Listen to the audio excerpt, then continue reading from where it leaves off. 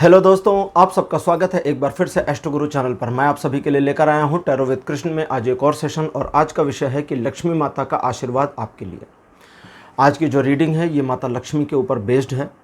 और माता लक्ष्मी आपके जीवन में क्या आशीर्वाद दे रही हैं, उनका क्या एक तरह का संदेश है। और आज की जो टैरो रीडिंग है इसको इस चीज़ पर भी बेस रखा गया है कि माता लक्ष्मी से जुड़ी चीज़ों में क्या आमूलचूल बदलाव करके, यानी कि लक्ष्मी की प्राप्ति, चूँकि धन का मामला होता है, तो आप अपने जीवन को किस तरह से परिवर्तित और संतुलित और व्यवस्थित करें ताकि आपके जीवन में धन का जो क्षेत्र है, धन का प्रभाव क्षेत्र है, वो धीरे धीरे और बढ़ना शुरू हो। जी हाँ, धन का प्रभाव क्षेत्र, क्योंकि धन जिन क्षेत्रों से आपके पास आ रहा है, जिन माध्यमों से आपके पास आ रहा है, वे अगर प्रभावशाली नहीं होंगे तो धन की आवक नहीं होगी। तो आज की टैरो रीडिंग इसी पर बेस्ड है और इसके लिए 3 पाइल्स बनाई गई हैं जो आपकी स्क्रीन पर अब एक साथ दिखाई जा रही हैं। आज की पहली पाइल माता लक्ष्मी स्वयं, पाइल नंबर 2 श्री गणेश और पाइल नंबर 3 श्री हनुमान जी। इन तीनों को लेने का जो तात्पर्य है वो ये है कि आपने ध्यान दिया हो तो दीपावली के शुभ अवसर पर माता लक्ष्मी और श्री गणेश की पूजा की जाती है। साथ ही साथ हनुमान जी की भी मूर्ति को घर में स्थापित किया जाता है, क्योंकि लक्ष्मी धन की देवी हैं, गणेश जी बुद्धि और विवेक के देवता हैं और हनुमान जी शक्ति, सामर्थ्य और सुरक्षा प्रदान करते हैं। तो इन तीनों की ही हमारे जीवन में बहुत ज़्यादा आवश्यकता होती है। तो यही तीनों आज की पाइल्स के सिंबॉलिक्स हैं। जो भी आपको ज़्यादा अच्छे लगते हों या एक आकर्षण आपको दिखता हो या पहली नज़र में आपको लगता हो कि इनको अपनी पाइल मानना चाहिए, उनको अपनी पाइल मानिए, उन्हीं के अकॉर्डिंग ये रीडिंग को देखिए, ये आपके साथ रेजोनेट करेगी। मैं आप सभी को बता दूं कि ये जो रीडिंग है आज की, ये टाइमलेस रीडिंग है, ये जनरल रीडिंग है। तो जब से आप इसको देख रहे हैं ये तब से आपके साथ रेजोनेट करना शुरू होगी। टाइम स्टैम्प पर क्लिक कर देंगे तो वीडियो आपके लिए फास्ट फॉरवर्ड हो जाएगा और आप डायरेक्टली अपनी पाइल की रीडिंग पर पहुंच जाएंगे, बीच की चीज़ें स्किप आउट हो जाएंगी।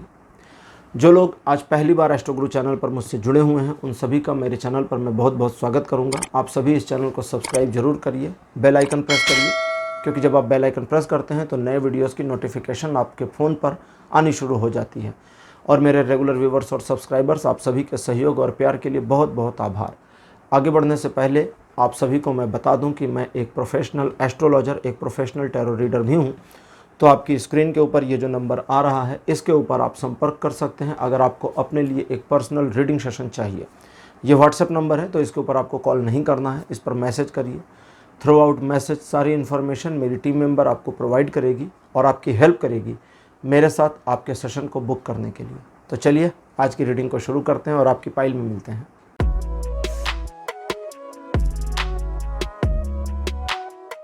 हेलो पाइल नंबर 1, आप सबका स्वागत है आपकी रीडिंग में। आपने माता लक्ष्मी को चुना था, तो माता लक्ष्मी की फ़ोटो मेरे बगल में लगा दी गई है। लक्ष्मी धन की देवी हैं, दीपावली के शुभ अवसर पर इनकी पूजा का विशेष महत्व है। तो चलिए आज की रीडिंग को शुरू करते हैं माता लक्ष्मी के सानिध्य में और देखते हैं आपके लिए क्या आता है। पहला कार्ड आपके लिए अपीयर हुआ है Prince of pentacles. Second position पर आपके लिए है S of sword. Card number 3 आपके लिए अपीयर हुआ है 4 ऑफ पेंटिकल्स। फोर्थ नंबर पर आपके लिए कार्ड आया है क्वीन ऑफ स्वॉर्ड। और आपके लिए लास्ट में जो कार्ड आया है यह है द लॉर्ड। यानी कि द लॉर्ड का जो कार्ड है, इनको कहीं कहीं किसी किसी टैरो डेक में एम्परर भी कहते हैं। जो ट्रेडिशनल टैरो डेक, वैसे ये भी ट्रेडिशनल ही है, तो ट्रेडिशनल में कई तरह के नाम हो जाते हैं। कभी कभी कॉइन्स होता है, कभी कभी पेंटिकल्स होता है। तो शुरू करते हैं। जैसा कि आप जानते हैं कि आप पिछले काफ़ी समय से कुछ ऐसा करने का प्रयास कर रहे थे या कर रहे हैं, कहें जैसे कि कुछ आपके जीवन में छिपा है और उस छिपे हुए को उभार करके सामने लाना है। चीज़ें आपकी पकड़ में आती हैं और छूट रही हैं, और आपकी पकड़ में आने से, छूटने की वजह से आपके अंदर एक तलखी आती जा रही है, एक निराशा, एंजाइटी या गुस्सा, क्रोध आता जा रहा है।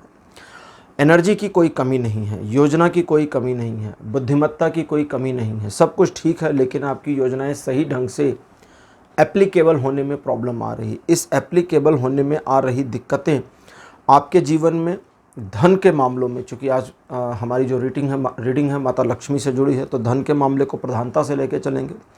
तो धन के मामले में चीज़ें अभी भी आपके तदनुरूप नहीं चल रही। काफ़ी कुछ तो फेवर में आ गया है, काफ़ी कुछ व्यवस्थित संतुलित होता हुआ दिखता है, या ऐसा लगता है कि ये रूटीन, ये पैटर्न चल जाए तो व्यवस्थित हो जाए, लेकिन अभी भी आपके अकॉर्डिंग चीज़ें नहीं चल रही हैं। उन्हें अपने अकॉर्डिंग चलाने के लिए आपको 2 चीज़ों का ध्यान रखना होगा, उनको यहाँ पर आप इत्मीनान से समझ लें। मैं ओरेकल कार्ड्स निकाल लेता हूँ, ओरेकल यौगिक पात, क्योंकि यहाँ जो चीज़ मुझे दिख रही है उसको मुझे एक बार क्रॉस वेरीफाई ज़रूर करना होगा ताकि मैं आपको बता सकूँ। द लॉर्ड का कार्ड है जो एक इन्फॉर्मेशन दे रहा है, लेकिन वो इन्फॉर्मेशन को मुझे एक बार क्रॉस वेरिफिकेशन चाहिए। पहला कार्ड आपके लिए अपीयर हुआ है माता दुर्गा। सेकंड पोजीशन पर आपके लिए जो कार्ड है, this one is Rajas. Third position Yama. Fourth position पर हनुमान। बिल्कुल ठीक, क्रॉस वेरिफिकेशन मेरी सही थी। और अनाहत, दिल से जुड़ा हुआ कार्ड, इसको हार्ट चक्र कहते हैं ना, अनाहत को। अनाहत हमारे शरीर के चक्रों में से एक है। तो क्रॉस वेरिफिकेशन मैंने कर लिया है। यहाँ पर हनुमान जी का कार्ड और अनाहत का कार्ड अपीयर हो चुका है। एक छोटा सा काम आपको करना है और वो ध्यान से समझ लें। अगर आपके जीवन में कोई गुरु हैं, ठीक है, कभी कभी होते हैं ना, हम किसी किसी को अपना गुरु मानते हैं। अगर आपके कोई गुरु हैं, गुरु जी हैं, तो उनके प्रति आपको श्रद्धा रखनी है। अच्छा, आजकल ना मुझे ये बताना भी पड़ेगा आप लोगों को कि गुरुओं के बारे में काफ़ी समस्या भी चल रही है।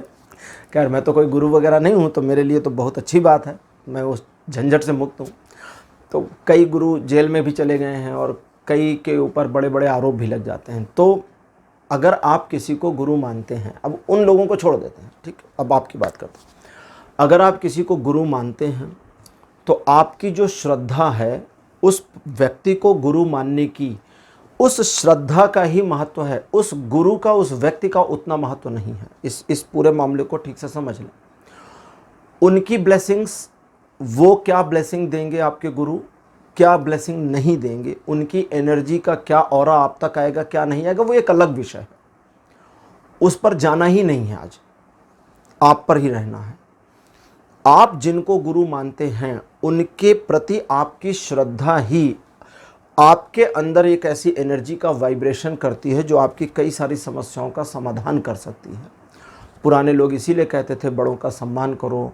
कोई पुरोहित, अब पुरोहित का मतलब जो मंदिर का पुजारी हो या पूजा पाठ के कर्मकांड कराते हों, वे अच्छे इंसान हैं, बुरे इंसान हैं, उनका अपना परसेप्शन क्या है, उनकी अपनी आइडियोलॉजी क्या है, उनका सोशल स्टेटस क्या है, उनका परिवार क्या है, इन सभी चीज़ों से कोई लेना देना नहीं है। उस पुरोहित के प्रति आपको श्रद्धावान होना चाहिए। आपकी श्रद्धा एक ऐसी एनर्जी वाइब्रेशन करती है जो आपके भीतर कुछ बदलती है। उन पुरोहित की ब्लेसिंग, उनका आशीर्वाद आपको मिले, वो एडिशनल एक अलग चीज़ है। उस पर मैं आज बात नहीं कर रहा हूँ। यहाँ पर है कि आप अपने गुरु के प्रति अपनी श्रद्धा के भाव में समर्पण रखें और उनके प्रति श्रद्धा के भाव में सिर्फ समर्पण को ही बनाए रखना है, ठीक। तो इससे क्या होगा, इस चीज़ से आपके जीवन में एक स्थिरता या स्थिरता, यानी कि एक स्टेबिलिटी का जो इशू बन जाता है कई मामलों में, वो इशू बनना बंद हो जाएगा। लेकिन ये ऐसा नहीं होगा कि आज आपने श्रद्धा करी कल हो जाएगा। धीरे धीरे ये चीज़ आ जाएगी, एप्लीकेबल हो जाएगी। तो जिनको भी आप गुरु मानते हैं, और वे लोग जो किसी को गुरु नहीं मानते, बिना गुरु के ही हैं, आप अपने इष्ट देवता को अपना गुरु मान लें। ये बहुत ही गूढ़ बात आपको आज बताई मैंने, एक तरीके से समझें ये रहस्यात्मक चीज़ें हैं। जैसे इसके बारे में ज़्यादा लिखा विखा नहीं गया है, आपको जल्दी से मिलेंगे नहीं ये चीज़ें। बहुत कम जगहों पर ये लिखा है कि आप अपने इष्ट देव को अपने गुरु के रूप में प्रतिष्ठित मानकर चल सकते हैं। तो उस तरह से गुरु के प्रति श्रद्धा का जो भाव है, जो कि बृहस्पति जनित दोष को दिखाता है, जन्म कुंडलियों में ये दिखता है। तो यहाँ मैं दोषों की बात नहीं कर रहा हूँ, यहाँ जो रीडिंग में आ रही है वही बता रहा हूँ, क्योंकि कुंडली तो मैं देख नहीं रहा हूँ। तो आप अगर अपने जो आपके इष्ट देव हैं उनको अपना गुरु मान लेते हैं, मन ही मन मानना है, कुछ ज़्यादा नहीं करना है, और उनके प्रति श्रद्धा की वो भावना रखनी है कि वे आपका मार्गदर्शन करेंगे। गुरु हमेशा मार्गदर्शन करते हैं, रास्ता दिखाते हैं। कभी कभी गुरु बिना कुछ कहे भी रास्ता दिखाते हैं। कभी कभी गुरु बिना किसी प्रयोजन के ऐसी चीज़ों से रास्ता दिखाते हैं जो प्रायः आपको समझ में नहीं आएंगी। मैंने इस पर एक कहानी भी सुनाई थी। बोजुकू नाम का एक शिष्य था, उसके गुरु की और उसकी कहानी थी। उसका लिंक नीचे डिस्क्रिप्शन में दे रहे हैं, आप देख लीजिएगा, उसको सुन लीजिएगा। गुरु ने उससे कहा था कि नदी थी और वहीं कहा रुक जाओ, और तब तक इस नदी को देखो जब तक ये नदी न रुक जाए, जब तक ये नदी रुक न जाए और इस पर बना हुआ पुल बहने न लगे। ये असंभव बात है, न कभी नदी रुकेगी न कभी पुल बहेगा। लेकिन गुरु ने कहा तब तक रुको और देखो, और वो वहाँ रुका और देखता रहा सालों तक। उस पूरी कहानी में आगे आप जानेंगे क्या था। तो अगर आप ऐसा करते हैं तो आपके जीवन में एक स्थिरता आनी शुरू होगी और आप अपने जीवन के प्रति अपने आप में एक दृढ़ निश्चय वाले व्यक्ति बनते चले जाएंगे, जो कि एक्चुअली बहुत अच्छी बात है, जो आपको अपने जीवन में चाहिए। अगली चीज़ है कि आप थोड़ा सा परिवर्तन करें। अगर धन के मामले में आपके हर प्रयास पिछले 4 सालों से लगातार विफल हो रहे हैं, अगर 4 सालों से लगातार विफल हो रहे हैं तो आपको अपने अंदर थोड़े से परिवर्तन करने होंगे। गलती से अगर आपकी प्रवृत्ति में कुछ तामसीपन है, यानी मांस मदिरा आदि का सेवन करते हैं, तो उन चीज़ों से परहेज करें। आप ट्रायल ले सकते हैं, 3 महीने का ट्रायल ले लीजिए या 6 महीने का ट्रायल ले लीजिए, और 6 महीने उन चीज़ों से विरक्त हो जाइए। वाइन पीना, शराब पीना बंद कर दीजिए, मांस अंडा खाना बंद कर दीजिए, ठीक है, इन चीज़ों से दूर हो जाइए। 3 या 6 महीने का एक ट्रायल लीजिए, चीज़ें सुधार में आ जाएंगी। यमस का कार्ड है जो कहता है कि सुधार में इस तरह आएंगी जो चमत्कृत करेंगी, और जो चमत्कृत करेंगी वे आगे कंटिन्यू करने में आपकी पूरी मदद करेंगी। लेकिन यहाँ आप अपनी योजना के ऊपर अगर काम नहीं करते तो सारी चीज़ें व्यर्थ हो जाएंगी। तो अगर आपकी योजना, आपको चूँकि पता है कि वो बेहतर है, बढ़िया है, तो उस पर काम करना है। लेकिन अब काम करने की जो कैपेबिलिटी है, यानी आपकी अपने अंदर की जो ऊर्जा है, उस पर देखिए, आपका नियंत्रण तो अच्छा है, लेकिन समस्या ये है कि डिस्ट्रैक्शन भी अच्छा चल रहा है, भटकाव भी बहुत है। इस भटकाव से बचने के लिए देवी दुर्गा का कार्ड अपीयर हुआ है अनाहत के साथ, जिनकी जो इंटरप्रिटेशन आती है, अकॉर्डिंग टू दैट इंटरप्रिटेशन आपको सिर्फ अपने आप में एक सेंटर पॉइंट को ढूंढना है। और सेंटर पॉइंट क्या हो सकता है? आप अपने जीवन में किसके लिए कुछ कर रहे हैं, जो भी कर रहे हैं किसके लिए कर रहे हैं? एक मुकाम बनाने के लिए, समाज में प्रतिष्ठा पाने के लिए, खुद को प्रसन्न रखने के लिए, परिवार के लिए, बच्चों के लिए, माता पिता के लिए, किसके लिए? किसी एक पॉइंट पर रुक जाएं, मल्टीपल नहीं करना है। दुर्गा का कार्ड है जो कहती है कि किसी एक पॉइंट पर रुको। अगर आपको सिर्फ यश चाहिए कि मेरे पास बहुत पैसा हो, मैं अमीर हो जाऊं, मेरी लाइफ स्टाइल बेटर हो जाए तो मेरा यश बढ़ेगा, तो ठीक है, उसके लिए काम करो। हर एक चीज़, कहते हैं कि हर एक चीज़ चलेगी। अगर आप सिर्फ इसलिए करना, मतलब एक इडियोटिक सेंस भी चलेगा, एक मूढ़ता भी चलेगी, लेकिन उस मूढ़ता में, उस इडियोटिक सेंस में आपको फोकस को एक पॉइंट पे रखना होगा। और उस एक पॉइंट पे अगर आपने रखने में कामयाबी हासिल करी तो आपकी जो एंजाइटी फीलिंग है वो बंद हो जाएगी। आपकी इनकैपेबिलिटी जो अंदर से फील होती है, अक्षम्यता, अपने आप को अक्षम्यता जो महसूस करते हैं, वो भी बंद हो जाएगी। दूसरे लोगों की एडवाइस पर काम करने की बजाय अगर आप अपने अकॉर्डिंग चलते हैं, जैसा कि मैंने पहले बताया, आपके पास योजनाएं अच्छी होती हैं तो फिर बेहतर होगा। लेकिन आप एक ऐसे व्यक्ति हैं जो दूसरों का मार्गदर्शन भी करते हैं या करना चाहते हैं या भविष्य में करेंगे, लेकिन अभी आपको अपने ऊपर फोकस करना है। और अगर आप जानना चाहते हैं कि कितना, तो 3 से 5 सालों तक का फोकस आपको अपने ऊपर सेंट्रलाइज बना करके रखना होगा, क्योंकि इस फोकस के बाद चीज़ें आपके जीवन में उस तरीके से मतलब सेट हो चुकी होंगी जो आने वाले भविष्य में आपको एक पथ प्रदर्शक के तौर पर प्रतिस्थापित करने में मदद करेंगी। लेकिन अगर आप घबराहट, जल्दबाजी, एंजाइटी में बिना चीज़ों और तथ्यों को समझे दूसरों को बताना शुरू कर देते हैं, खुद किसी मुकाम पर नहीं पहुँचे लेकिन सबको रास्ता दिखाना शुरू करते हैं, तो न वो पहुँचेगा न आप, क्योंकि आपका भटकाव उसको भी भटका देगा। अगर जैसे आप उदास हों और कोई दूसरा उदास व्यक्ति आपके बगल आकर बैठ जाए तो उदासी बढ़ जाती है, फिर कम नहीं होती। आप खुश हों और 10 उदास लोगों के बीच जाकर के खुश होकर के बैठ जाएं तो उन 10 उदास लोगों की उदासी कम हो जाती है। तो ये एक हायर मैथमेटिक्स, मतलब ये समझाने वाले भाषा में अगर कहूँ तो ये एक तरह की हायर मैथमेटिक्स है। हायर मैथमेटिक्स मतलब ये उस तरह का गणित है जो गणना से परे है, जिसे हम कैलकुलेट नहीं कर सकते। जैसे आप अपने प्यार को कैलकुलेट नहीं कर सकते, आप ना वजन में नाप सकते हैं ना मात्रा में। अगर आपके 2 बच्चे हैं तो आप नहीं समझा सकते। देखिए, बोलचाल में कभी गुस्से वगैरह में भले आपने बोल दिया हो कि इससे ज़्यादा उससे कम, लेकिन एक्चुअली आप नहीं समझा सकते कि दोनों में से किससे कितना प्यार है। और अगर आप कहते हैं कि बराबर है, तो बाकी परिवार से, पत्नी से, पति से, हर एक से बराबर है। अगर आपने कभी ध्यान दिया हो कि आपके जीवन में 3 इम्पॉर्टेंट लोग हैं, तो उन तीनों लोगों से आपको पूरा पूरा प्यार है। आधा आधा नहीं है कि 75% इधर है, 30% उधर है, 60 उधर है, ऐसा नहीं है। पूरा पूरा प्यार है।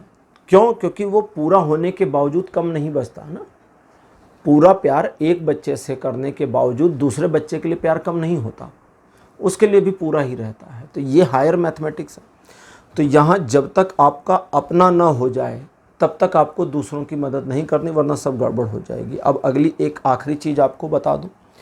अभी मैंने आपको फोकस के लिए कहा था कि पिन पॉइंटेड फोकस रहिए। इडियोटिक चीज़ भी चलेगी, मूढ़ता भी चलेगी, लेकिन पिन पॉइंटेड फोकस रहिए। ठीक ऐसे ही एक टारगेट को बनाइए, उस टारगेट पर भी पिन पॉइंटेड आपको फोकस बना करके रखना है और हटाना नहीं है। लेकिन चूँकि आज की रीडिंग हमारी माता लक्ष्मी से संबंधित है, तो जो मैंने आपको अभी बताया कि अपने आप को तामस गुणों से मुक्त करिए, राजस गुण में आइए, गुरु के प्रति अपने श्रद्धा का भाव रखिए, और अगर गुरु नहीं है तो अपने इष्ट देव को गुरु मानिए और उनके प्रति अपने श्रद्धा का भाव रखिए। ये आपके जीवन में इस तरह के परिवर्तन लाएगा जो आने वाले समय में बेहतरी होगी। और चूँकि आज का हमारा विषय है माता लक्ष्मी का आशीर्वाद, तो उनका एक तरह का समझे तो आशीर्वाद लगातार आपके ऊपर बना हुआ है।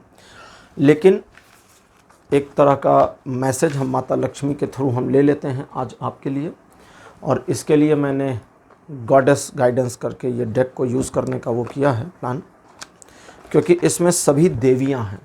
ठीक है, और आज की हमारी रीडिंग की जो मुख्य देवता हैं वो है माता लक्ष्मी। देखते हैं कि एक सिंपल डिवाइन मैसेज आपके लिए क्या आता है। नेमिटोना, ये इन देवी का नाम है।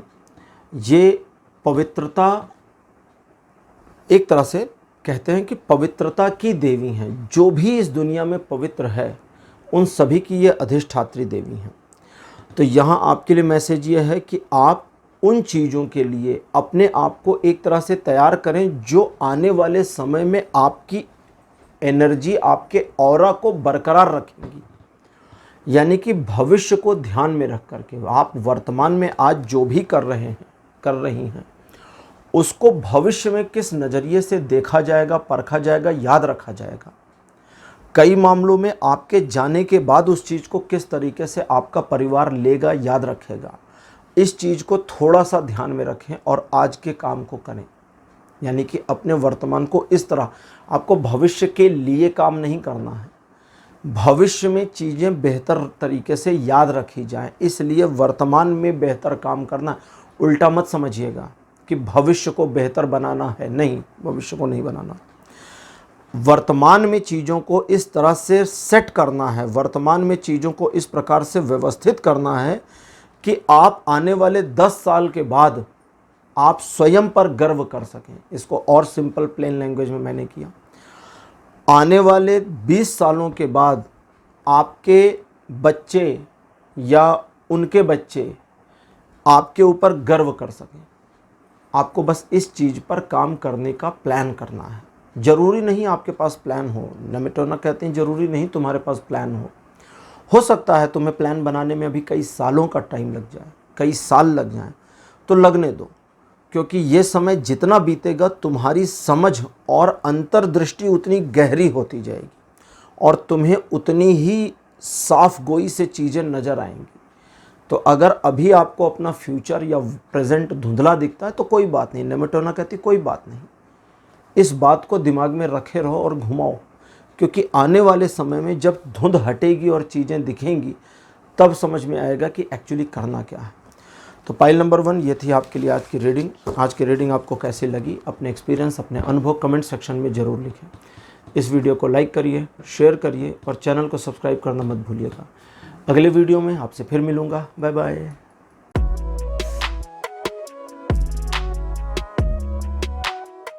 हेलो पाइल नंबर 2, आप सबका स्वागत है। आपकी रीडिंग में आपने श्री गणेश को चुना था एज अ पाइल। मेरे बगल में श्री गणेश जी की फ़ोटो लगा दी गई है। चलिए अब आपके लिए रीडिंग शुरू करते हैं और देखते हैं आज आपके लिए क्या आता है कि माता लक्ष्मी का आशीर्वाद आपके लिए क्या है।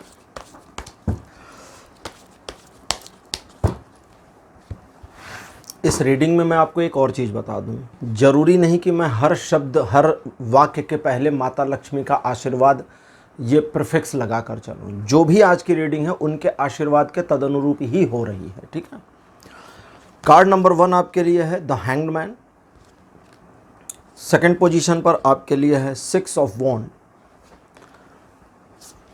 थर्ड नंबर पर आपके लिए है हाई प्रीस्ट।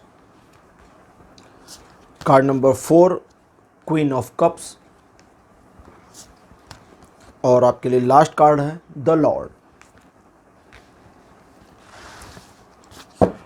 अगर चीज़ों को या सिचुएशन को आप बेहतर तरीके से अपने जीवन में लाना चाहते हैं तो आपको थोड़ी सी सख्ती करनी पड़ेगी। मालूम है ना किसके साथ? अपने साथ। अगर अपने साथ आप सख्ती नहीं करते और अपने को नियमों के अधीन नहीं करते तो आपके जीवन में चीज़ें बेहतर होकर के बिगड़ेंगी, आपकी इमेज भी बेहतर होकर गिरेगी और आप इस चीज़ के मलाल में हमेशा रहेंगे। आज का हमारा विषय है माता लक्ष्मी का आपके लिए आशीर्वाद। उनका आशीर्वाद लगातार बना हुआ है, चीज़ें बेहतर हो रही हैं। इसको दूसरे ढंग से कहें तो चीज़ें वे ठीक कर रही हैं और आप खराब, और जानबूझ के तो खैर कर नहीं रहे हैं, तो यहाँ ज़्यादा दोष आपको नहीं देना चाहिए। लेकिन जो सिचुएशन आपने अपने जीवन में बनाई हुई है, इस सिचुएशन से और बेहतर सिचुएशन के आने की, पाने की उम्मीद आपके जीवन में लगातार बनी है। थोड़ी सी चीज़ों को डिटेल में समझें। हर एक बार एक ऐसा पॉज मोमेंट जहां से आगे बढ़ने के प्रति आपके अंदर से इस भाव का खत्म हो जाना या एक डिमोटिवेशन में, डिमोरलाइजेशन में चले जाना, एक नकारात्मक ऑरा एनर्जी के अपने आप को अधीन फील कर जाना, इस चीज़ का तो अनुभव लगातार आपको बहुत बार हो ही चुका है। अगली चीज़, जब आप आगे बढ़ते हैं, काम करते हैं, मेहनत करते हैं, तो आपका मोटिवेशन, आपने ध्यान दिया होगा कि पीछे से वापस आ जाता है। कभी कभी आप बिना मोटिवेशन के आगे बढ़ जाते हैं तो मोटिवेशन पीछे से आ जाता है, लोग भी सहयोग कर देते हैं।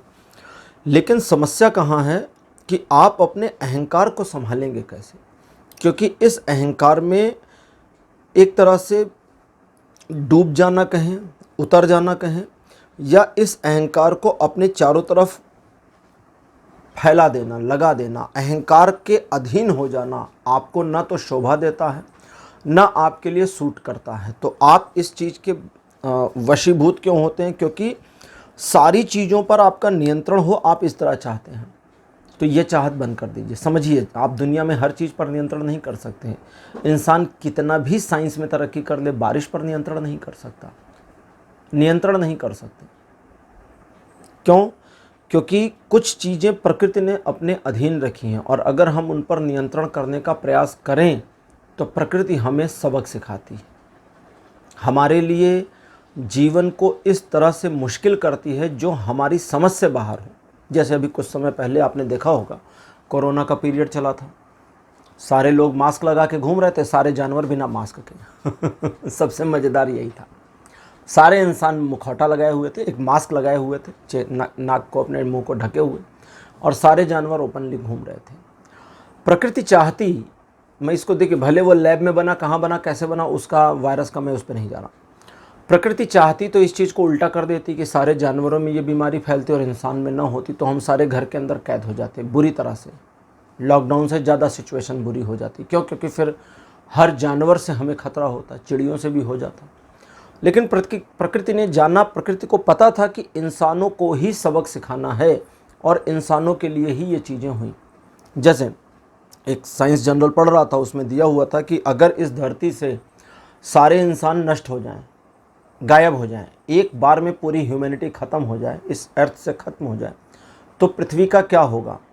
तो उन्होंने एक फ़ोटोग्राफ डाली थी कि अगले 10 सालों में इस पृथ्वी पर इतना हरित यानी कि हरियाली इतनी ज़्यादा बढ़ जाएगी और यहाँ की जो वायु है, एयर है, वो इतना प्यूरीफाई हो जाएगा जो पिछले कई हज़ार सालों में नहीं रहा। 10 सालों में ऐसा हो जाएगा। तो उस जनरल के मुताबिक हमने तो गंध मचा रखी धरती पर वो अलग ही बात हो गई, जबकि हम बड़े सफाई पसंद अपने आप को समझते हैं और जानवरों को गंदा मानते हैं। खैर, तो यहाँ आपको अपने ईगो पर नियंत्रण स्थापित करना है। और अगर ईगो को नियंत्रित कर ले गए, अब ईगो को नियंत्रित कैसे करेंगे इसको समझ लें। समझें कि हर चीज़ को आप नियंत्रित नहीं कर सकते, हर चीज़ आपके अनुरूप और तदनुरूप नहीं चल सकती, इसलिए कुछ चीज़ों को छोड़ दें। लेकिन आप दूसरों के कंट्रोल में ना जाएं, इसका भी ध्यान रखना है, क्योंकि अगर आप दूसरों के कंट्रोल में चले जाएं तो और गड़बड़ होगी। तो यहाँ कंट्राडिक्शन चल रहा है। कई बार आप चीज़ों को, लोगों को अपने अधीन करते हैं और थक जाते हैं तो आप दूसरों के अधीन चले जाते हैं। अधीन मतलब गुलाम नहीं हो जाते, फिर दूसरों के अकॉर्डिंग काम करना शुरू कर देते हैं, उनके एडवाइजेस को फॉलो करना शुरू कर देते हैं। और ये सारी चीज़ें मिलकर क्या बनाती हैं? एंगर, गुस्सा, क्रोध, और आपके अंदर की रिबेलियननेस को ये बाहर लाती हैं। रिबेलियननेस मतलब विद्रोही स्वभाव, और ये विद्रोह आपको कोई बेनिफिट तो देता नहीं है। तो यहाँ आपको ध्यान रखना होगा 2-4 चीज़ों का। सबसे पहले कि आप आगे बढ़ें, क्योंकि आगे बढ़ने में ही आपकी जीत है। अगर आप अपने पास्ट को देखें तो इस चीज़ को महसूस कर सकते हैं। दूसरा, अहंकार वाली भावनाओं से अपने आप को बचाएं, दूसरों को स्वयं पर नियंत्रण ना करने दें। गुस्सा आपका आएगा नहीं, रिबेलियननेस आपकी होगी नहीं। और जब आपके अंदर उस तरह का गुस्सा, उस तरह की एंजाइटी फीलिंग नहीं होगी तो आप अपनी चीज़ों को बेहतर तरीके से मैनेज कर पाएंगे और आने वाले समय में चीज़ों, सिचुएशन में और अपने जीवन में आप बेहतरीन निर्णय ले पाएंगे, जो आने वाले भविष्य में आपके जीवन को न सिर्फ एक अच्छे पोजीशन पर पहुंचाएंगे बल्कि आपके डिज़ायर्ड पोजीशन तक अचीव करने में मदद करेंगे। ओरेकल यौगिक पाथ कार्ड्स देखते हैं कि ओरेकल कार्ड्स आपके लिए एडिशनल इन्फॉर्मेशन क्या देते हैं। आपके लिए ओरेकल से पहला कार्ड मेरे पास जो अपीयर हुआ है, माता सरस्वती। सेकंड पोजीशन पर आपके लिए जो कार्ड आया है, दिस वन इज़ बुद्धि। कार्ड नंबर 3 आपके लिए अपीयर हुआ है, धारणा। फोर्थ पोजीशन पर आपके लिए है माता सीता। और आपके लिए जो अंतिम कार्ड अपीयर हुआ है मेरे पास, ये है माता धूमावती। माता धूमावती की नॉर्मली पूजा नहीं की जाती, 10 महाविद्या में से एक है। 10 महाविद्या के 10 वीडियोस के लिंक नीचे डिस्क्रिप्शन में दिए हैं, आप वहाँ से जा कर के उन वीडियोस को देख सकते हैं। उनमें मैंने बहुत डिटेल में बताया हुआ है कि हर महाविद्या की देवी कौन है, उनका स्वरूप क्या है। माता धूमावती को तंत्र शास्त्रों में पूजित माना गया है, ठीक है। तंत्रोक्त यानी तंत्रोक्त प्रक्रियाएं, जब तांत्रिक क्रियाएं होती हैं तो उसमें कहीं कहीं, हर तंत्र क्रिया में नहीं, कहीं कहीं किसी किसी में माता धूमावती की पूजा के अनुष्ठान के विधान है। अदरवाइज़ वैदिक रीतियों में इनकी पूजा नहीं की जाती, इनके मंदिर नहीं होते और इनको बिल्कुल भी इनकी पूजा करने का प्रावधान नहीं है। उसका रीज़न क्या है समझें, क्योंकि ये निषेध की देवी हैं। निषेध मतलब किसी चीज़ से रेजिस्टेंस कर देना, और इन्होंने जिस चीज़ का निषेध किया था वो किसी भी स्त्री के लिए सबसे भयावह हो सकता है, वो था अपने सुहाग का निषेध कर देना। अपने सुहाग का निषेध बहुत बड़ी बात होती है, जिसमें इन्होंने अपना विकराल रूप धारण किया था और शिव को मुंह में रख लिया था अपने। और शिव को मुख में रखने का कारण इनके शरीर से धुआं निकलने लगा और इनका पूरा शरीर काला पड़ गया। क्योंकि अब उस चीज़ में बहुत डिटेल में नहीं जाऊंगा, बहुत डिटेल में जाऊंगा तो बहुत समय लगेगा। तो उसकी वजह से इनका जो शरीर है वो कुरूप विभत्स हो गया, इनके बाल बिखरे हुए हैं और आंखें धंसी हैं, दांत बाहर हैं। तो इनका जो स्वरूप बताया गया है वो बड़ा ही विचित्र और विभत्स बताया गया। उसका कारण यही था कि इन्होंने एक निषेधात्मकता की प्रक्रिया को अपना लिया था जो नहीं करना चाहिए था, जबकि इनके ठीक विपरीत सीता एक ऐसी कंडीशन में थी जहाँ पर उनको रावण ने छल से यानी कि जादू टोना मंत्र तंत्र करके एक नकली भगवान राम का सिर बनाया और थाली में रख के पेश करवा दिया सीता के सामने कि देखो तुम्हारे पति को मार दिया गया है। सीता ने कहा नहीं, ये माया है, इस पर मुझे भरोसा नहीं, मेरे श्री राम आएंगे और तुम्हारा नाश करके मुझे ले जाएंगे। सीता हमेशा यही कहती थी। और सीता की वहाँ पर रक्षा, सीता को पता था कि मेरी सुरक्षा मैं कर सकती हूँ, और साथ ही साथ में सीता को ये भी पता था कि वेदवती का श्राप भी उनकी रक्षा कर रहा है। एक तिनका उन्होंने रख दिया था, बोले कि इसको पार करोगे तो तुम्हारे सिर के 100 टुकड़े हो जाएंगे इसी क्षण। ना यकीन हो तो मेरे सतीत्व की परीक्षा करो, इस तिनके को पार करके इधर आ जाओ। तो रावण उनको कभी छू नहीं पाया। और साथ ही साथ वेदवती एक संभ्रांत महिला थी जिसने रावण को बहुत पहले, ये भगवान राम और सीता के जन्म से बहुत पहले की बात है, उसने भी रावण को श्राप दिया था कि किसी स्त्री को तुम अगर दुराचार की नीयत से छुओगे तो तुम्हारा सिर फट जाएगा और तुम मर जाओगे।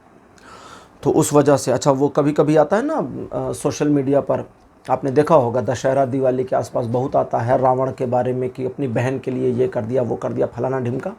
वो बेवकूफ़ लोग हैं, उनको कुछ पता नहीं। उसकी बहन ने ही उसको श्राप दिया था कि तुम्हारे नाश का कारण मैं बनूंगी, क्योंकि उसने अपने बहन के पति को भी मार दिया था। रावण कोई बहुत अच्छा बरसर नहीं था, राक्षस था और सचमुच में राक्षस था। उसकी कहानी जिनको नहीं पता, लोग लगे पड़े हैं कुछ भी लिखते हैं सोशल मीडिया पर। सोशल मीडिया तो एक व्हाट्सएप यूनिवर्सिटी का नाम है ही है।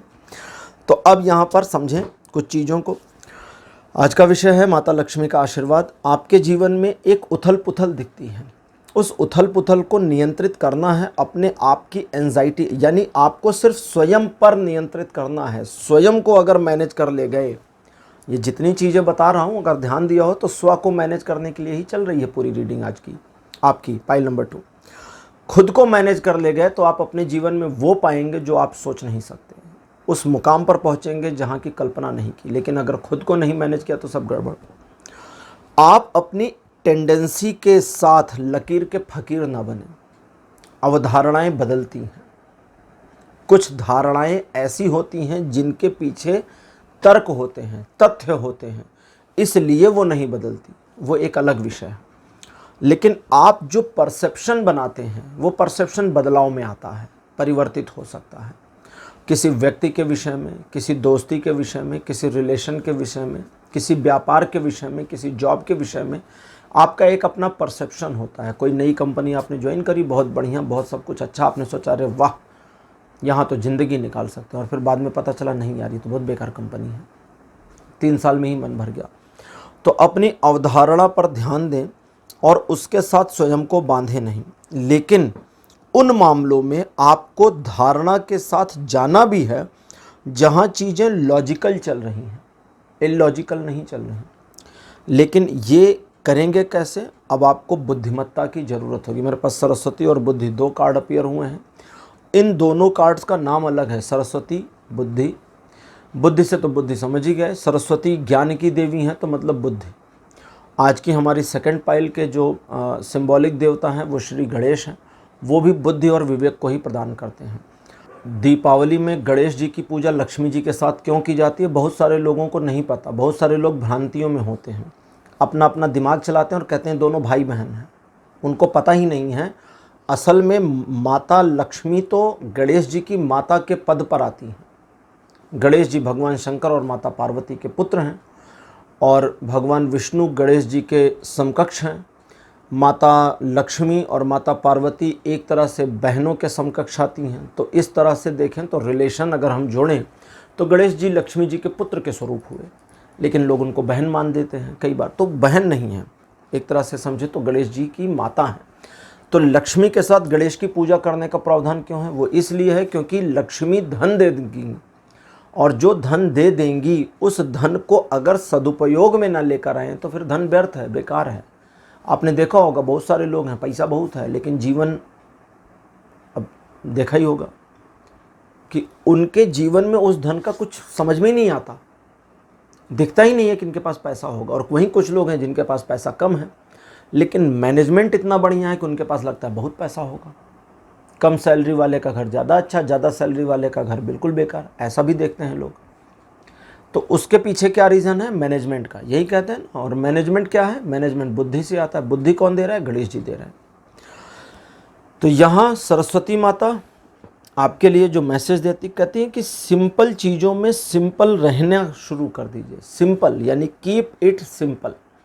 चीज़ों को ज़्यादा कॉम्प्लेक्स बनाने की बजाय थोड़ा सा साधारण रखें। अब साधारण कैसे रखेंगे? देखिए, जब चीज़ें कॉम्प्लेक्स होती हैं यानी कि जटिल हो जाती हैं, तो वो जटिलता इसलिए आ रही है क्योंकि आप उसमें जल्दबाजी बहुत कर रहे हैं। जल्दबाजी जटिलता करती है। आपके पास वो होगा ना, मोबाइल का ईयरफोन होता है ना, वो वायर वाला, उसको जल्दी जल्दी खोलने की कोशिश करें तो वो और उलझ जाता है, गट्ठी पड़ जाती है उसमें, और वो फिर कई बार टूट जाता है। और बड़े इत्मीनान से, ठीक है कोई बात नहीं, आप अगर एक बार कभी करिएगा, स्टॉप वॉच लगाइए और कितना भी उलझा हुआ ईयरफोन उसको प्यार से छुड़ाने की कोशिश करिए, तो मेरा तो एक्सपीरियंस है 60 सेकंड से ज़्यादा नहीं लगता, 1 minute.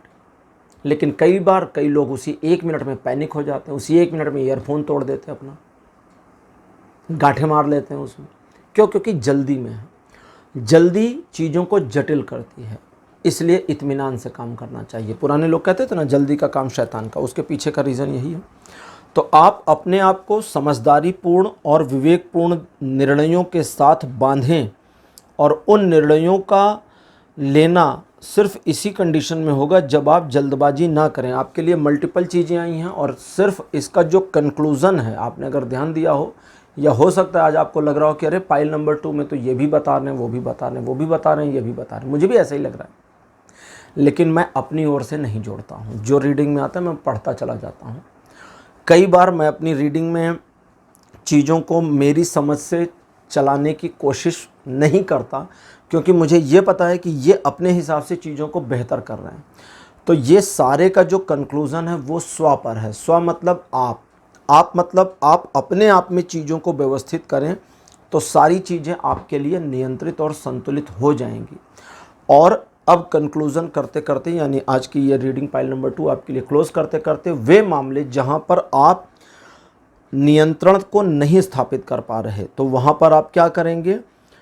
Go with the flow हो जाएं, थोड़ा रुकें और समय के साथ चलना शुरू कर दें। ये चीज़ अपने आप चीज़ों को संतुलित और व्यवस्थित करेगी। जब नहीं समझ में आए कुछ, तो समय के साथ आगे बढ़िए, ना निर्णय इधर लीजिए ना उधर, क्योंकि इधर वाला और उधर वाला दोनों चीज़ों को ख़राब कर देगा। तो उम्मीद है आप इस चीज़ को समझेंगे, और अगर कहीं कोई कन्फ्यूज़न रही है आपको, तो इस रीडिंग को आप दोबारा सुनें, आपके लिए चीज़ें क्लेरिफाई हो जाएंगी। पाइल नंबर 2 आपके लिए आज की रीडिंग कंप्लीट तो हो गई है, लेकिन क्लोज़ करने से पहले माता लक्ष्मी का एक सिंपल सा संदेश आपके लिए निकाल लेता हूँ। गॉडेस गाइडेंस टैरो डेक है जिसमें सभी देवियाँ हैं।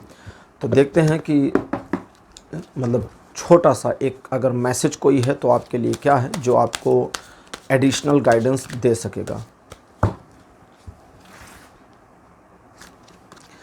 आपके लिए वेस्टा, ये देवी हैं। घर और परिवार,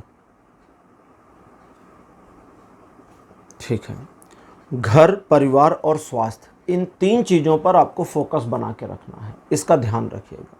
स्वास्थ्य आपका, घर जिसमें सारे लोग रह रहे हैं वो बिल्डिंग, ठीक है, बिल्डिंग की बात हो रही है। अगर आप किराए पे रह रहे हैं तो वो कमरा जो आपने ले रखा है, और परिवार आपका जो उसमें रह रहा है। अब ये जो परिवार का मामला यहाँ कहा गया, इसमें वो वाला परिवार शामिल नहीं जो यहाँ से दूर है। जैसे मान लीजिए आपके गांव है और गांव से आप शहर में आ गए हैं, यहाँ जॉब कर रहे हैं या बिजनेस कर रहे हैं, तो वो यहीं वाले के लिए आ जा रहा है मैसेज।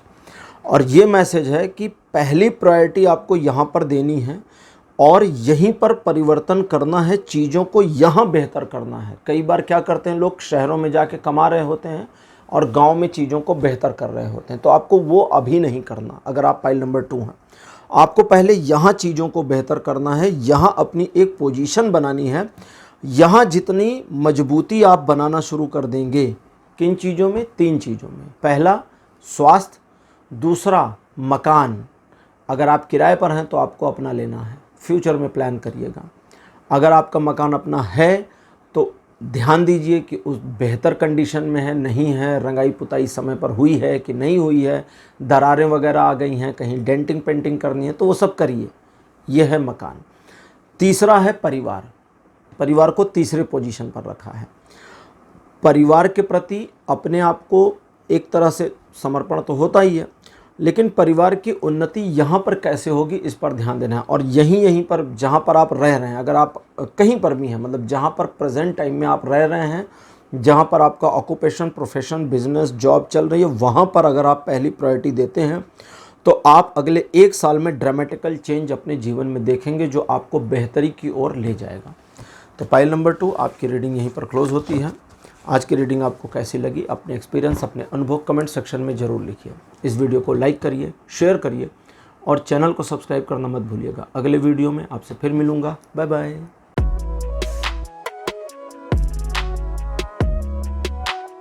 हेलो पाइल नंबर 3, आप सबका स्वागत है। आपकी रीडिंग में आपने हनुमान जी को चुना था एज अ पाइल। मेरे बगल में हनुमान जी की फ़ोटो लगा दी गई है। चलिए आज की रीडिंग शुरू करते हैं और देखते हैं आपके लिए आज क्या आता है मेरे पास।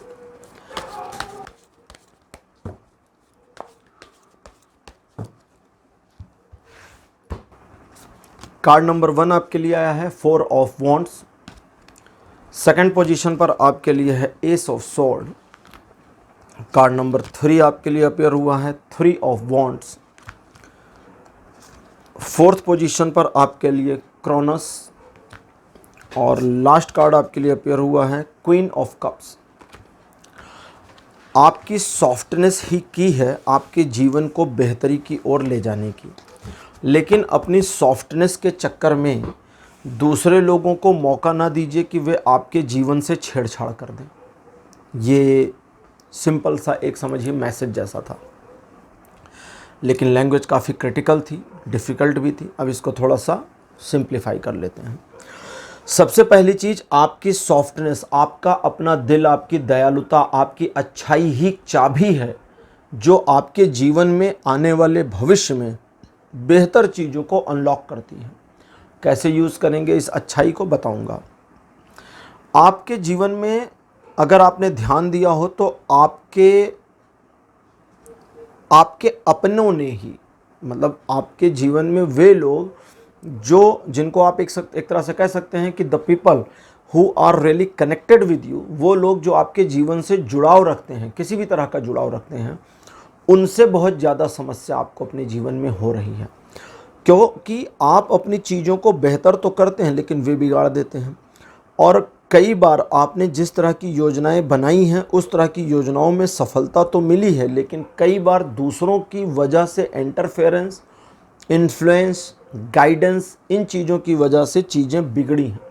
और ये जो चीज़ें बार बार बिगड़ रही हैं, इसकी वजह है कि आप अपने आप को उस तरीके से इस्तेमाल होने दे रहे हैं जो कि नहीं करना चाहिए। लेकिन यहाँ सॉफ्टनेस की बात भी है। अब इस कंट्राडिक्शन को ठीक करते हैं। हाई एंड एनर्जी आपके जीवन में हमेशा बनी रहती है। आपकी उम्र कुछ भी हो, आपने देखा होगा कि आपका जोश, आपका पैशन कम नहीं होता। हर बार गिरने के बाद फिर उठ खड़े होने की एक इच्छा आपकी जाग जाती है। तो अब की बार आपको क्या करना है वो समझें। एक योजनाबद्ध तरीके से, चरणबद्ध तरीके से काम करने का प्लान करना है, लेकिन तीसरे लोगों की बात नहीं सुननी। अब यहाँ पर 2 चीज़ें आ रही हैं। सबसे पहला, आप अपने रिलेशन, स्पाउस या लव रिलेशन, जीवन साथी के साथ के संबंध या अपने प्रेम संबंधों में किसी थर्ड पर्सन की बातों को वैल्यू नहीं दें। अगर वो आपके फैमिली मेंबर हैं तो भी ना दें, आपके दोस्त कलीग्स हैं तो भी ना दें, क्योंकि इन लोगों को अगर आप वैल्यू नहीं देंगे अपने रिलेशन के मामले में, तो आपके रिलेशन की ओर से किसी तरह की प्रॉब्लम आपको नहीं होगी और इस वजह से आपका माइंड डिस्टर्ब नहीं होगा, डिस्ट्रैक्शन नहीं होगा। दूसरी चीज़ है, उन मामलों में जहां आपको ठीक से पता है कि तीसरे पर्सन की ओपिनियन की वैल्यू नहीं है, ना सुने उनकी बात को, उनकी बात को हटा दें, सिरे से खारिज कर दें, क्योंकि जब आप उनकी बात को सिरे से खारिज करेंगे तभी बेहतर होगी। और एक और चीज़ आ रही है, वो ये कि वे लोग जो लगातार एक डिस्टर्बेंस बनाए हुए हैं आपके जीवन में, अब उनसे पीछा छुड़ाने का समय आ गया है। तोड़ दीजिए उस कड़ी को जो उनसे जोड़ रही है आपको, क्योंकि तभी आप अपने लिए बेहतर चीज़ों को ला पाएंगे और आप अपनी सॉफ्टनेस को उस तरीके से इस्तेमाल कर पाएंगे जैसा इस्तेमाल करना आप चाहते हैं। अब लेते हैं ओरेकल कार्ड्स और देखते हैं कि ओरेकल योगिक पाथ कार्ड्स आपके लिए क्या इन्फॉर्मेशन एडिशनल देते हैं।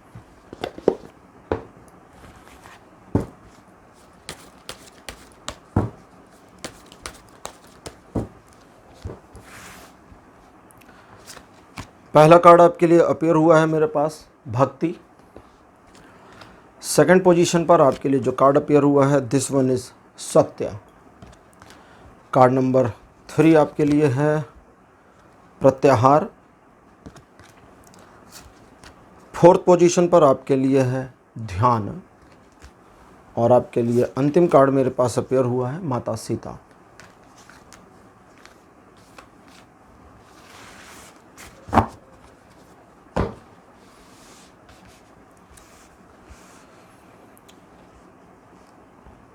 तो अब हमें बात करनी है कि आप अपनी सॉफ्टनेस को या अपने सॉफ्ट कोर नेचर को कैसे इस्तेमाल करेंगे। सबसे पहली चीज़ आपको ये करनी है कि अधिकता की चाहत को हटाना है।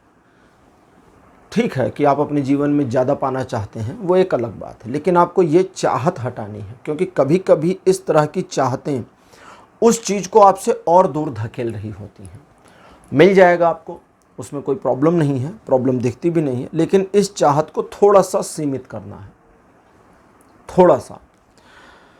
सबसे पहला काम, आज की हमारा विषय है कि माता लक्ष्मी का आपके लिए आशीर्वाद, तो आपको उनके प्रति अपनी श्रद्धा और भक्ति के भाव को बनाना होगा। एक तरीके से समझे तो बनाए रखना होगा, अगर पॉसिबल हो सके। अच्छा, यहाँ पर ना इस तरह का नहीं आ रहा कि आपको ये करना ही है। अगर पॉसिबल हो सके तो माता लक्ष्मी के किसी स्तोत्र वगैरह को याद कर लीजिए, कोई एक छोटा सा याद कर लीजिए। और बुधवार, बृहस्पतिवार, शुक्रवार, इन तीनों में से किसी एक दिन हफ्ते में उसका पाठ जरूर किया करें लक्ष्मी जी के सामने। ये एक हैबिट बनाए। देखिए, आप रोज पाठ करते हैं या करेंगे वो एक अलग विषय है। यहाँ पर मैंने आपको अकॉर्डिंगली जो आया है वो बताया है। और सबसे बेहतर पाठ करने के लिए श्री सूक्तम रहेगा। श्री सूक्त बहुत आसान है, शुरू में आपको थोड़ी कठिनाई होगी, लेकिन अगर आपने 15 श्लोक हैं उसमें ज़्यादा से ज़्यादा, मतलब ज़्यादा से ज़्यादा क्या मतलब 15 श्लोक ही हैं। कहीं कहीं पर श्री सूक्त और लक्ष्मी सूक्त अगर आप गूगल करेंगे तो जोड़ करके भी आ जाता है, तो वो 30 के ऊपर निकल जाते हैं। लेकिन अगर आप सिर्फ श्री सूक्त देखेंगे तो उसमें 15 श्लोक हैं, क्योंकि 16वें श्लोक में आता है सूक्तम पंचदशर्चम च, तो ये 5-10 यानी कि 15 श्लोकों का जो है पाठ यही करना चाहिए। तो 15 श्लोक उसमें हैं। कोशिश करें कि ये बुधवार, बृहस्पतिवार या शुक्रवार, इन तीनों में से किसी एक दिन जरूर हो जाए। दूसरी चीज़, आपको अपने आप को प्लीजेंट बनाना होगा, यानी कि उनके ऊपर थोड़ा सा चीज़ों को छोड़ देना होगा, और वो भी अपने आप को।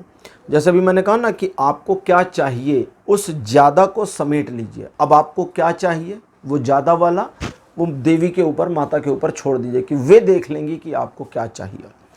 इस पूरे में जब आप इस तरह के भाव को करेंगे तो न सिर्फ अपने अंदर एक तरह की शांति महसूस होगी, बल्कि एक ऐसी फीलिंग आनी शुरू होगी कि हाँ, सचमुच वो देख रही हैं और चीज़ों को मैनेज कर देंगी आपके लिए।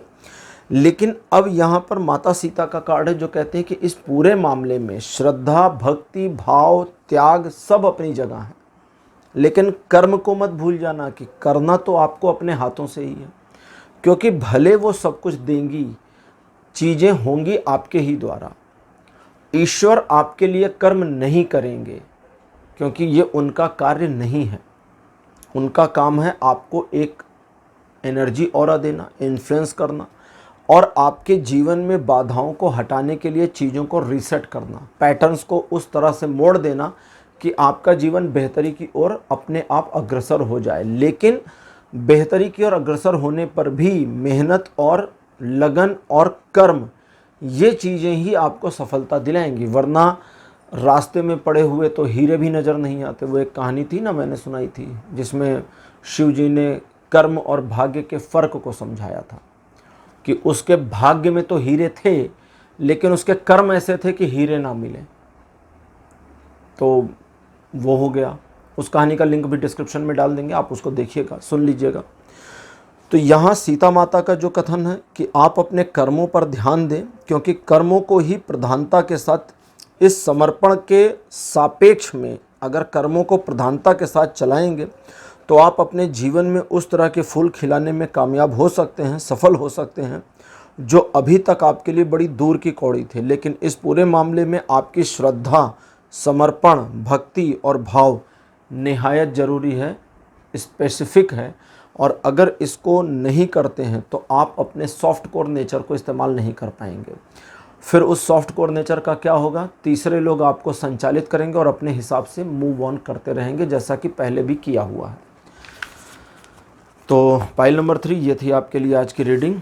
और क्लोज करने से पहले एक सीधा संदेश माता लक्ष्मी की ओर से आपके लिए क्या है वो देख लेते हैं।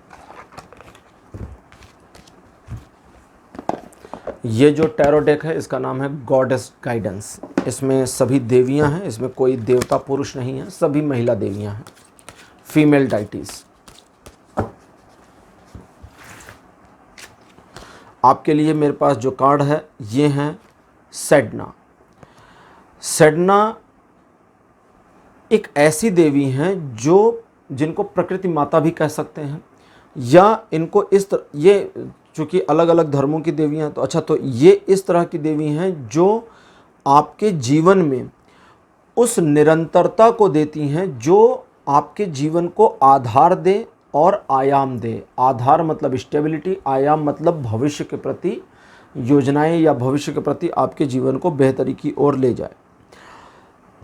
ये कहती हैं कि वर्तमान में जो आपके जीवन में आज है, जो भी चीज़ें आपके जीवन में आज हैं, जो भी चीज़ें सराउंडिंग में आपके पड़ी हुई हैं या मौजूद हैं, वही चीज़ें आपके बेहतर भविष्य की ओर आपको ले जा सकती हैं। तो आप अगर किसी चीज़ का इंतज़ार कर रहे हैं, अब सेडना का कार्ड तो अपीयर हुआ है, संदेश माता लक्ष्मी का, तो सीधे सीधे समझे माता लक्ष्मी का संदेश ये है कि तुम्हारे जीवन में जो चीज़ें वर्तमान में अभी हैं, यही चीज़ें, यही रिसोर्सेस इतने कैपेबल हैं कि आपको आने वाले भविष्य के लिए रेडी कर सकें और आने वाले भविष्य में बेहतरी दिला सकें।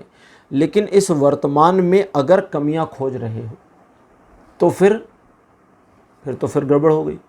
तो कमियां ना खोजें अपने वर्तमान में, जो भी रिसोर्सेस आपके पास हैं, जो कुछ भी है, जो कुछ नहीं है, ये इतने से ही चीज़ों का मैनेज होना पॉसिबल है और आपके जीवन चक्र में ये लिखा हुआ है। तो अब आप अपने कर्मों पर ध्यान दें। जीवन चक्र का भाग्य का तो बता ही दिया मैंने। अब आप अपने कर्मों पर ध्यान दें कि इसी इतने रिसोर्सेस को इस्तेमाल करके मैं आगे कैसे बढ़ूं। शुरू हो जाइए, चीज़ें बदलाव में आ जाएंगी। पाइल नंबर 3 आपके लिए रीडिंग यहीं पर कंप्लीट होती है। आज की रीडिंग आपको कैसी लगी, अपने एक्सपीरियंस, अपने अनुभव कमेंट सेक्शन में ज़रूर लिखिएगा। इस वीडियो को लाइक करिए, शेयर करिए और चैनल को सब्सक्राइब करना मत भूलिएगा। अगले वीडियो में आपसे फिर मिलूँगा। Bye bye.